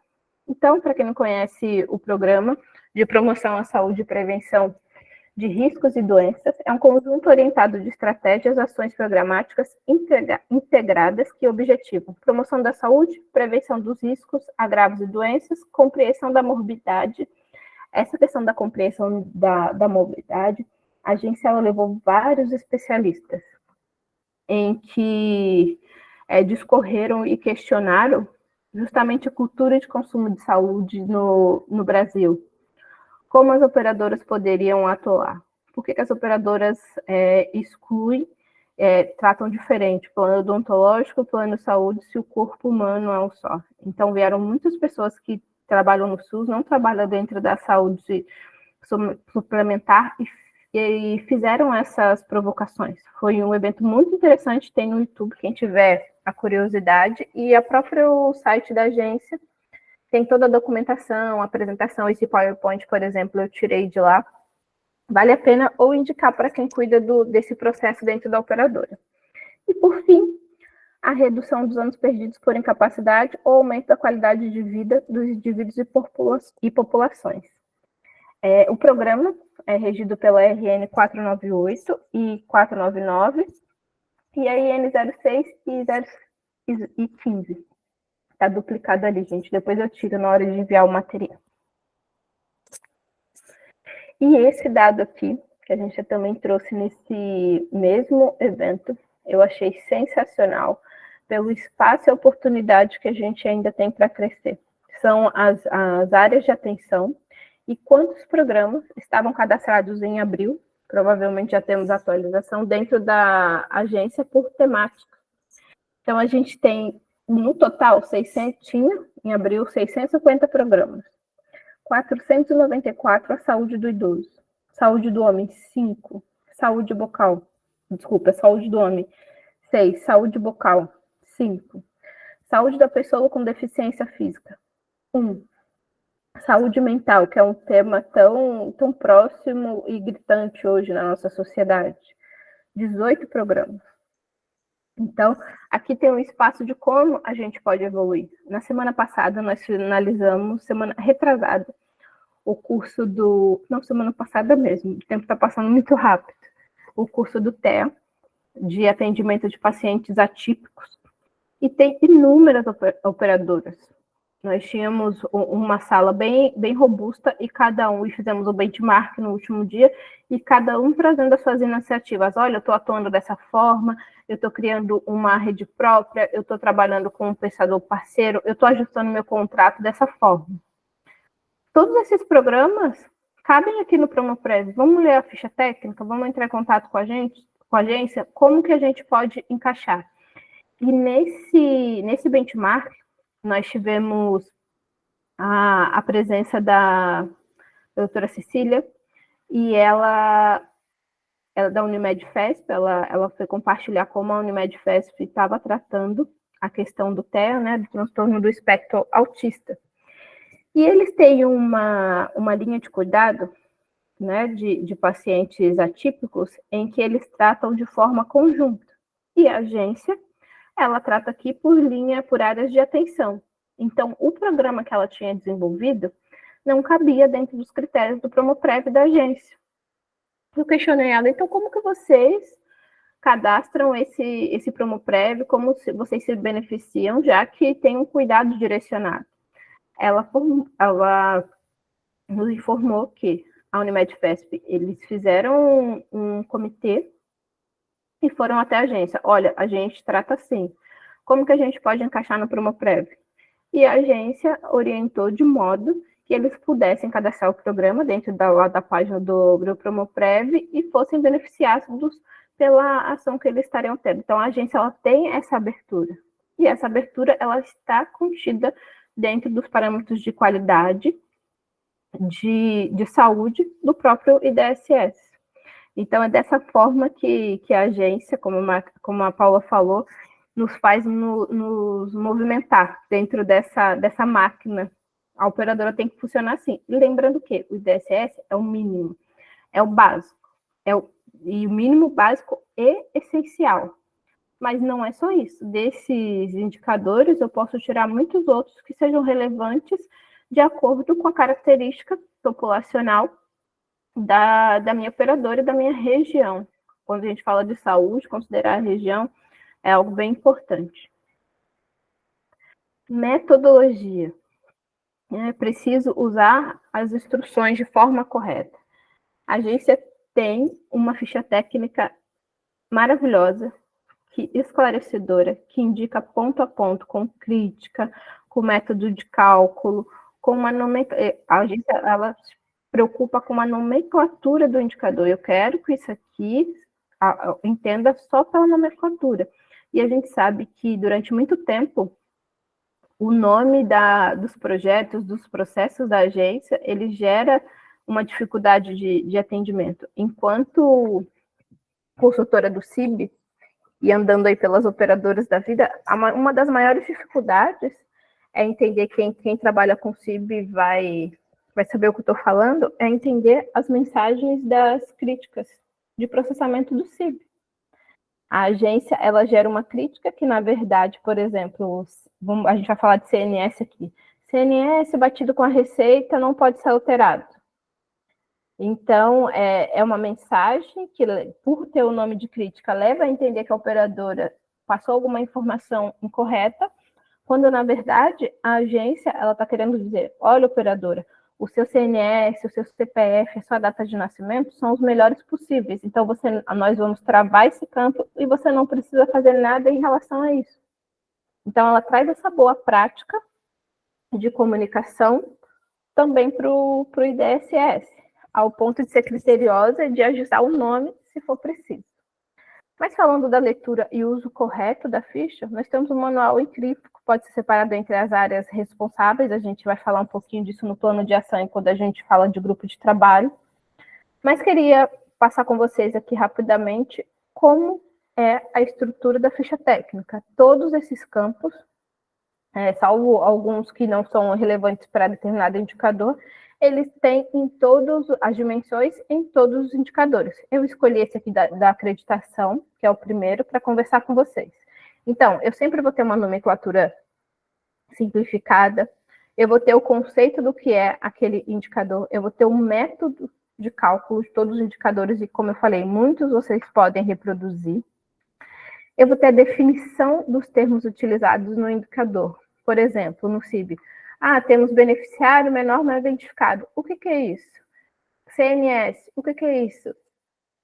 Temos maior validado, titular não identificado. Então, todos esses termos que a gente vai tratar na aula do CIB mais aprofundadamente, tem lá no indicador 4.1. A base, pontuação base, como que funciona aquela pontuação? Aquele indicador. As bases de dados utilizadas para aquele indicador. Eu tenho uma experiência muito legal. Logo quando eu saí da agência, fui trabalhar em uma operadora.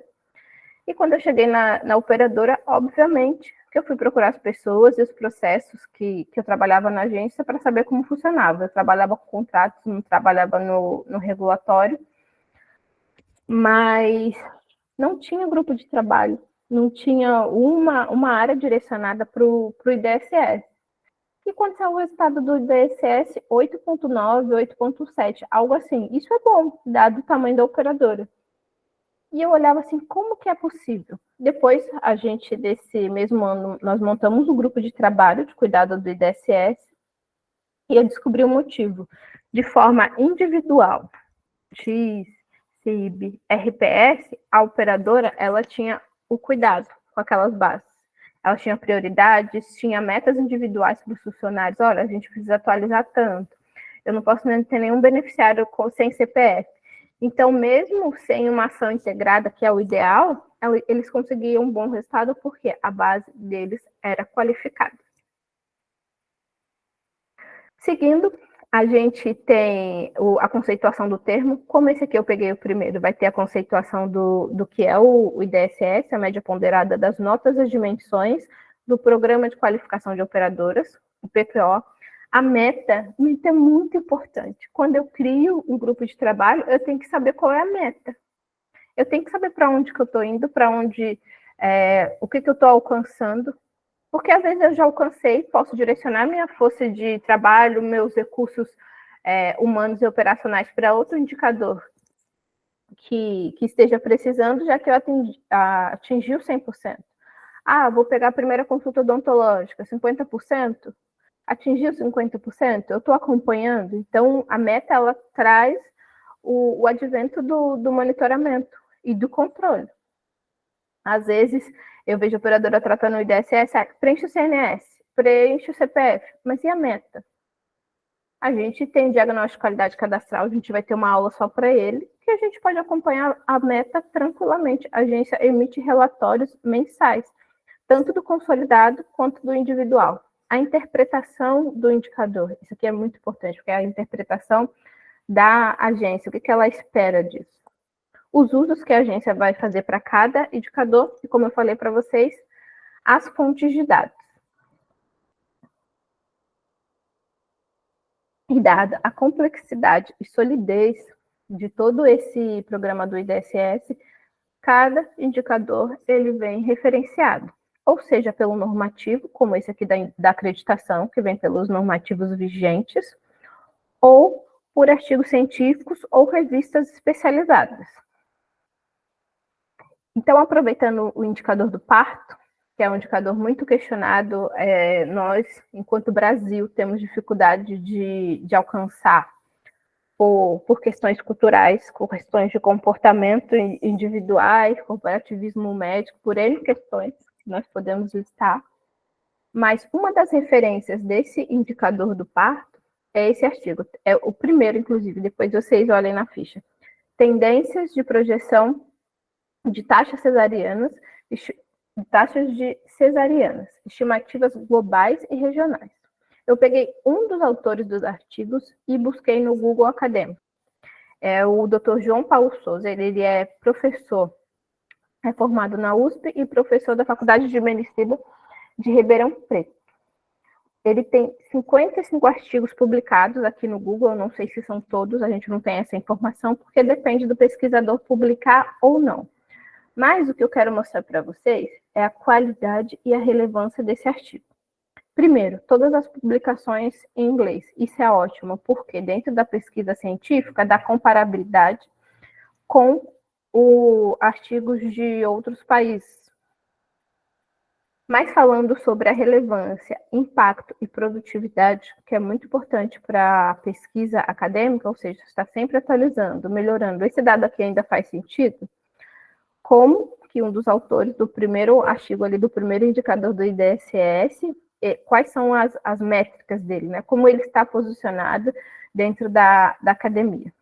Dos 55 artigos que tem cadastrados dentro do Google Acadêmico, mais 4 não disponíveis, que devem estar para atualização, demora um pouquinho, ele tem 30.987 citações, todos.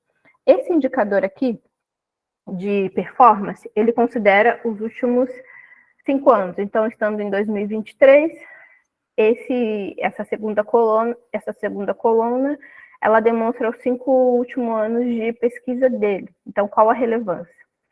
Esse índice H significa que 90 artigos dele têm 90 citações. Já considerando os últimos 5 anos, que é o que o indicador ele leva em consideração, a gente tem 70 artigos com, no mínimo, 70 referências. O que é a referência? É quando um outro artigo ou um outro pesquisador ou revista se utiliza do conhecimento que ele desenvolveu dentro da tese dele para embasar ações, aqui no caso do parto, de saúde na região que ele está pesquisando ou dentro do tema de pesquisa. E o último, que é o índice I10, que significam que pelo menos 10 artigos, aí aqui dentro da tabela todos, eles têm 194 citações, ou seja, ele foi relevante para 194 artigos científicos do mundo todos relacionados ao procedimento de parto. E considerando a periodicidade, os últimos 5 anos, 181. Então, nessa velocidade, é provável que agora em 2023, que a gente está exatamente no meio, ele supere esse número dos anos anteriores. Então, é esse tipo de artigo, é esse tipo de embasamento teórico, transversal, mundial, regional e global, que são embasados os indicadores do IDSS. E da mesma forma que a agência teve como uma de suas fontes primárias e estratégias de desenvolvimento do indicador um artigo científico de tamanha relevância, que tenha referência em que eu posso consultar no Google, vocês também podem consultar o mesmo artigo. Quem sabe vocês não têm um outro insight além e que consigam atingir essa meta. Porque cada redução, né, a gente sabe do benefício, como conversar com essas gestantes, como incentivar. Será que eu tenho alguma lacuna, algum desenvolvimento, atualização desse artigo em que eu possa criar um programa para o parto adequado? Então, é esse ponto que eu queria apresentar para vocês para ratificar a qualidade desse indicador como um todo. O outro ponto bem importante do IDSS são as críticas. A gente tem a tendência humana de olhar para o maior, né, do que está mais ali visível. Então, a gente olha para o indicador, ó, esse indicador funciona assim, ele usa no método de cálculo dele a identificação unívoca do CIB, não, usa o código TUS tal, então é esse código que eu tenho que colocar para esse tipo de consulta ou para esse tipo de procedimento. Mas dentro daquela sequência de como ler a nota técnica, também tem as críticas de processamento que podem ser devastadoras no resultado do IDSS. E cada indicador tem as suas críticas. Esse aqui, essas críticas eu peguei um quadro exemplificativo. Ele são as críticas constantes no indicador 1.5. Vou conversar sobre algumas com vocês, as mais críticas, logicamente. Então, essa número 3 aqui, prioridade 3, não é número 3, mas prioridade 3, que elas podem zerar a nota do IDSS. Então, eu tive um trabalho, cadastrei Promoprev, ajustei código do TUS, fiz correção de críticas, comprei base para qualificar meu CPF. Eu venho e cometo alguma dessas críticas, a minha nota 0. Então, a operadora processou corretamente os arquivos informados e não teve movimento no TIS. Então, ela encaminhou um arquivo TIS sem movimento. E informou pelo menos um evento no arquivo do CIP, que também tem informações assistenciais, ou seja, uma inconsistência de um movimento de uma área, se essa área for diferente, que a gente tem operadores que são áreas diferentes, que encaminham o TIS e o CIP, tiver uma dissonância nesse envio, eu acabo com um trabalho de um ano de uma operadora. E dependendo da operadora, tirar uma nota 0, acho que para qualquer operadora é gravíssimo. Assim, assim, a nota 0 dentro do indicador, mas se a gente escalonar isso para os outros indicadores em que tem a mesma crítica, a nota vai ser muito baixa ou realmente 0. A gente vai tendo essas séries de consequências. A 4. A operadora não enviou dados do TIS referente a um ou mais meses do ano base. Ou seja, o envio das informações tanto do TIS quanto do CIB, eles também zeram a nota da operadora. Eu coloquei aqui a título de consulta para vocês terem no material que essas críticas são referentes a 1.5, mas todos os indicadores, como eu já falei, têm também a sua tabela própria de críticas. Outras críticas constantes, queria chamar a atenção. O Paulo já falou do TIS, eu vou falar da mudança do indicador do CIB. Então, a operadora possui o índice composto de qualidade cadastral do CIB inferior a 20%.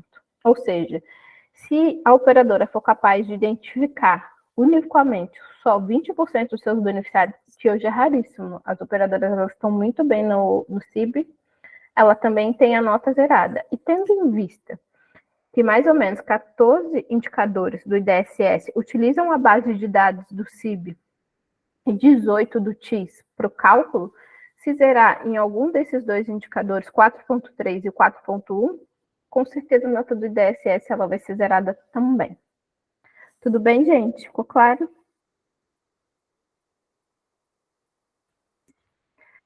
E voltando à própria ficha técnica, gente, eu vou passar 10 minutinhos, tá bom? Olhei a hora aqui agora. A agência ela já colocou as atualizações, então a gente teve a questão das remissões das normativas, o revogaço que aconteceu em março e agosto do ano passado, atualizações de referências. O pesquisador fez um artigo, viu algo relevante ou uma necessidade de atualização, a agência também vai atualizar aquele artigo. Revisão de críticas, exclusão de esclarecimentos, aqui é o que eu falei para vocês, quando as operadoras recebem a nota, aquele período de questionamento, e questionam a agência, esses questionamentos, quando tiveram um número alto de recorrências, foram incluídos em ajustes na ficha técnica. E ajuste na nomenclatura, que a gente vai ver alguns são os principais. Então, a gente está aqui na dimensão de garantia de atendimento, que tem esses 7 indicadores. E quais alterações nós tivemos dentro dessa dimensão? Tanto para o 2.1, taxa de sessão de hemodiálise crônica por beneficiário, e na 2.2, taxa de consultas médicas ambulatoriais, nós tivemos essas duas alterações.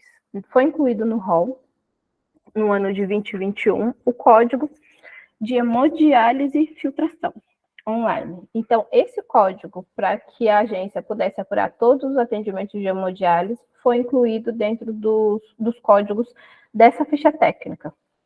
E no indicador 2.2, taxa de consultas médicas ambulatoriais com generalistas por idoso. O que a agência ela fez nesse caso? Como era o cálculo? Eu tinha dentro do numerador o número de consultas e no denominador, a parte de baixo ali da forma da conta, a parte que eu divido, o total de beneficiários dentro da faixa etária de idoso. Só que a agência ela veio percebendo, e isso aqui demonstra maturidade na agência dentro da validação desses dados, que colocar o numerador e o denominador de forma absoluta, ele estava causando um viés dentro desse cálculo. Por quê? Vamos supor, nós temos 2 beneficiários idosos. Ele vai em 4 consultas durante o ano. E o outro não vai em nenhuma. Calcular de forma absoluta tanto o denominador quanto o numerador, a operadora ela teria nota, a agência entenderia que cada 2 beneficiários, 2 consultas, então ela atingiria a meta.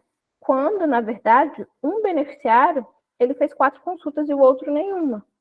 Dado que aqui a intenção é um incentivo ao cuidado do idoso, então o indicador estava enviesado para uma incorreção, para uma apuração incorreta. O que a agência fez? Pegou o denominador, que é quando ele identifica o beneficiário, e colocou de forma unívoca. Então, eu tenho agora como calcular por beneficiário idoso quantas consultas ele faz. Então, esse indicador a gente não vai ter mais, que pode ser que a gente tenha uma alteração importante com operadoras que estavam acostumadas a tirar nota 1 no indicador. O seguinte, aqui uma alteração importante de nomenclatura, quando a gente fazia o treinamento, era algo que a gente precisava explicar, né, falando a metalinguagem, a coisa falando sobre a coisa, em que a operadora ajusta a nomenclatura desses 2 indicadores, 2.6 e 2.7. Então, ela tem a frequência de utilização de rede de hospitais com acreditação e, da mesma forma, de rede de SADT com acreditação.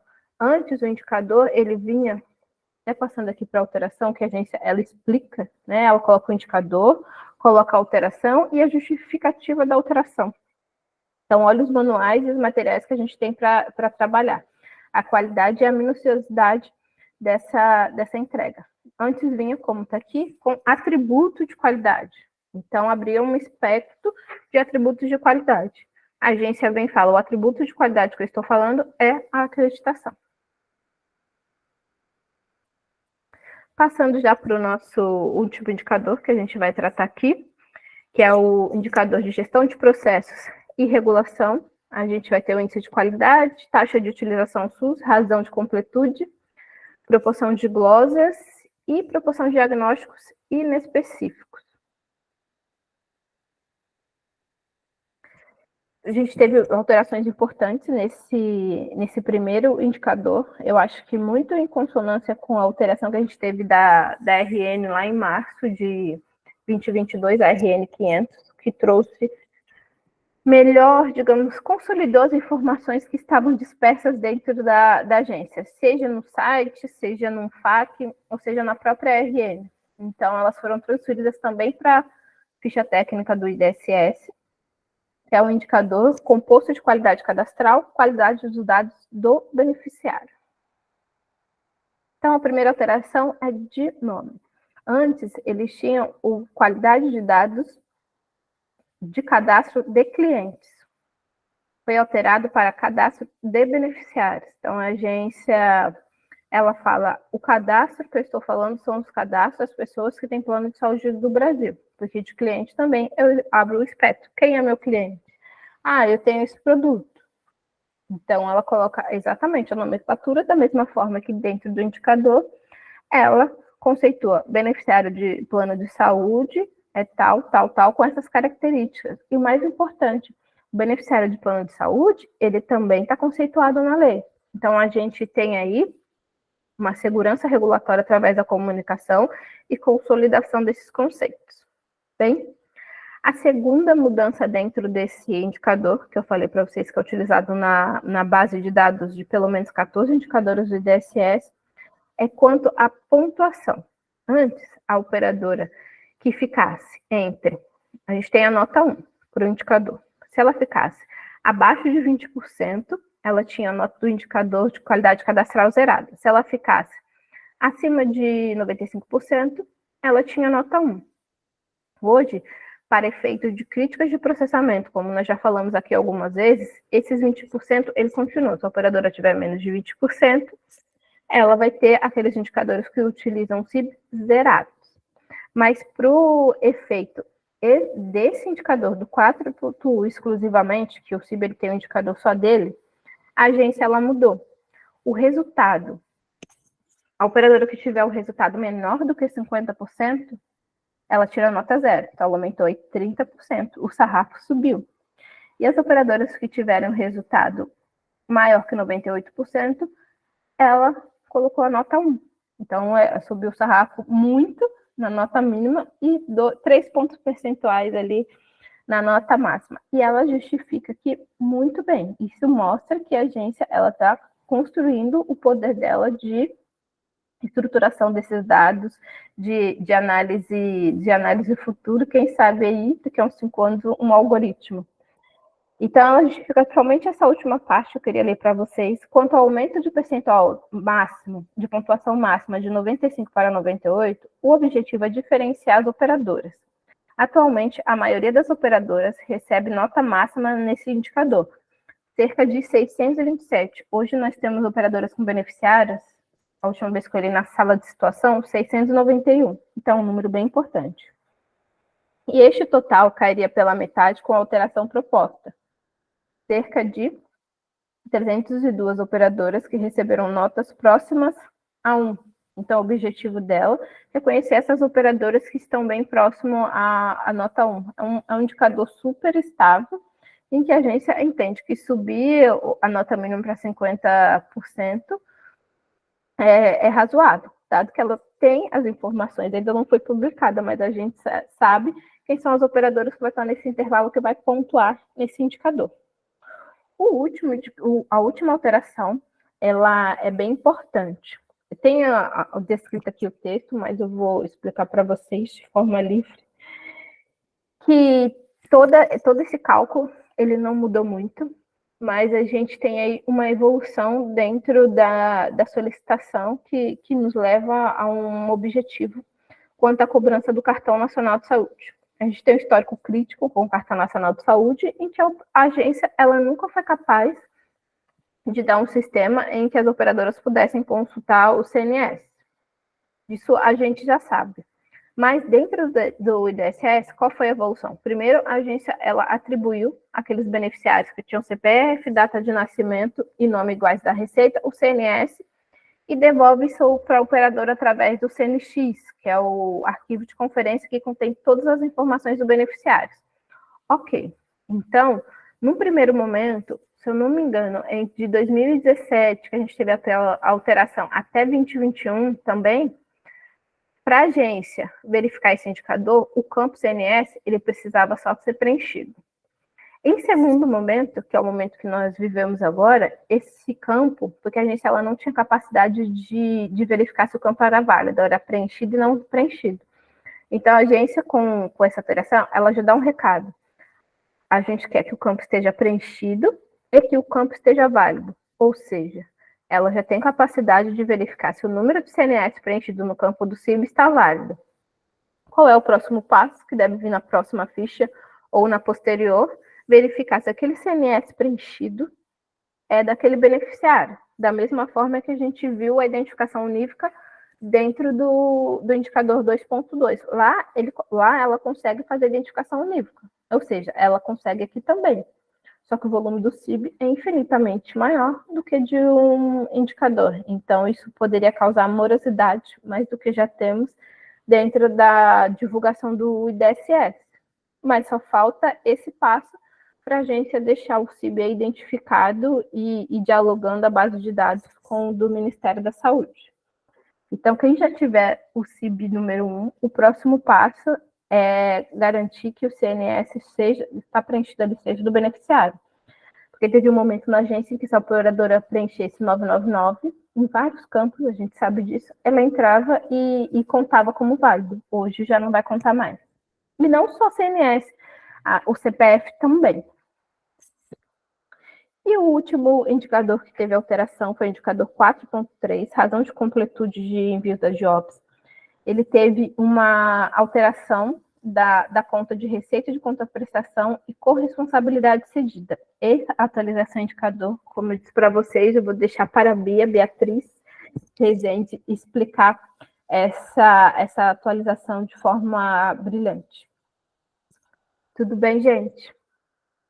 E, por fim, queria falar com vocês que tanto dentro do IDSS, quando vocês forem sentar com a equipe de vocês, com diretoria, traçar metas, a gente tem dois caminhos, e os dois precisam ser percorridos. Isso não é uma escolha.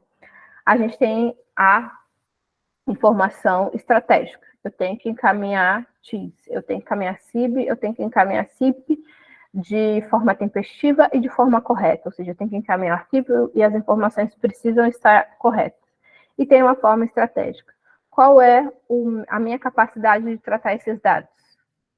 Eu tenho volume para deixar o TIS e a razão TIS 1 hoje? Eu tenho essa capacidade de comunicar? Não tenho. Então, qual vai ser a minha estratégia de priorização? É o IDSS. Vou priorizar os indicadores ou os procedimentos que impactem esse meu IDSS que estava com a nota baixa lá em 2021. Então, esses dois caminhos, quando a gente fala de IDSS, eles precisam ser percorridos. E, por fim, deixo aqui mais uma vez o convite. Nós vamos ter um mês e 10 dias quase de curso. Nós resolvemos fazer esse curso de forma individual, para que as operadoras, nesse período, possam trazer seu caderninho, PowerPoint, FIFO tecnológica, mapa mental, para que elas possam realmente, nesses 40 dias, quando a gente chegar no plano de ação, ter uma saída. Olha, minha operadora funciona assim, essas são as estratégias. Por isso que a gente dividiu 2 horas semanais, para que vocês possam estar aqui, ter um trabalho direcionado para cada indicador. Com o Carlos, a gente vai falar de preenchimento de guias, de código tools. Com a Bia, a gente vai falar de DIOPS, que às vezes é algo tão distante, dado a complexidade técnica, né, contábil das operadoras de saúde. Então, a gente vai trazer o DIOPS, não, tem que dominar esse processo, sim, porque ele tem que dialogar com o TIS, ele faz parte da minha operadora, eu não posso deixar lá, vê lá com o pessoal do DIOPS, ninguém sabe onde fica. O DIOPS ele está contido e ele precisa ser minimamente do domínio de quem trabalha com IDSS. A gente vai trazer a ficha do CIB para que vocês possam fazer esse monitoramento, se todo mundo já tiver nota 1. Fazer o RPS, muito importante, um processo complexo, em que a gente também vai poder tratar estratégias de produtividade, já que ainda é um processo muito manual. E, por fim, eu e a Paula vamos fechar trazendo as críticas de processamento, fazendo essa costura que os nossos professores vão deixar para que vocês possam, lá em outubro de 2024, alcançar aí um resultado relevante dentro do IDSS. Tudo bem, gente? Como vocês estão?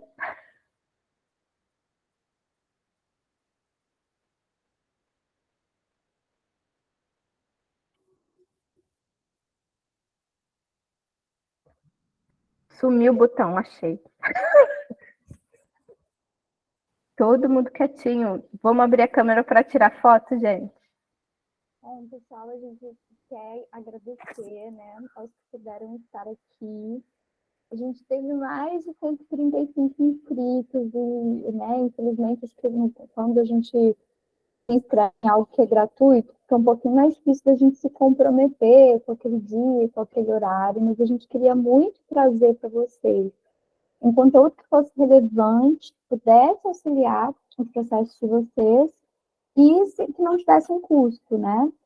E para quem tiver interesse de participar do curso completo, a gente vai ficar super feliz em receber vocês e temos certeza de quanto o curso pode contribuir para a melhor performance do IDSS das operadoras de vocês. Então, assim, não deixem de participar. A gente vai deixar o conteúdo também gravado, vai enviar para todo mundo que se inscreveu. E vamos deixar a aula aberta no YouTube também, né, Inês? Isso. E acho que então é isso, é agradecer as pessoas que puderam estar aqui com a gente hoje, parabenizá-los por estarem aqui, depois de ter tido um dia cansativo de trabalho, investindo na qualificação profissional de vocês. A gente sabe que não é fácil,